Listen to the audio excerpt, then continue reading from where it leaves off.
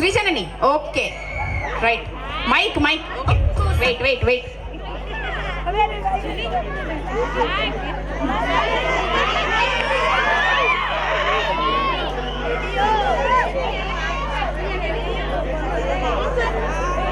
Subject ఒక teacher ఉంటారు, అన్ని సబ్జెక్టులు నన్ను చదవమంటారు. ఇంత చిన్న బుర్రలో అన్ని ఎలా నింపాలి?